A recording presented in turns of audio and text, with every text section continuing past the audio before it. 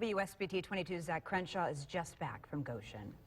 The farmer woke up to the sound of sirens and his milking barn engulfed in flames. Someone driving by called 911 and helped rescue 2 calves trapped in the barn. That was just the beginning of the support that's been pouring in ever since the tragedy this morning. At Ruberry Farm, the yard was filled with pickup trucks, the air with smoke.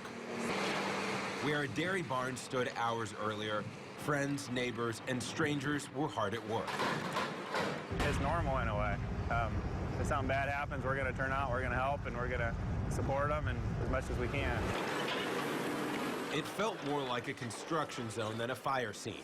Farmers from across Elkhart County bringing their own equipment to help with the cleanup. I want to just crawl back in bed. Jonathan Zimmerman was the one they were rallying around. They're willing to sacrifice some of the things they ought to be doing on their operation day to day to help somebody in need. He says a lot of the support came from fellow farmers and church members. And I think it's that faith that brings the community together that you don't see other places. There are about 250 cows here on the farm. Unfortunately, about 10 calves died in this morning's fire. But the owner says it could have been a lot worse if the wind hadn't been blowing in the right direction. Zimmerman says people have already offered to replace expensive equipment, provide animal feed, and one neighbor and volunteer firefighter even offered to house his cows. Within 2 hours of time, 100 cows were moved to a new facility and getting ready to start the next milking, which we milk every 8 hours. There's still a lot of work to be done. Zimmerman says he will rebuild, but he knows he won't have to do it alone.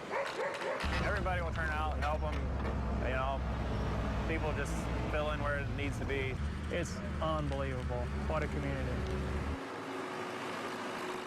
The Harrison Township Fire Department says the fire likely started in a utility room.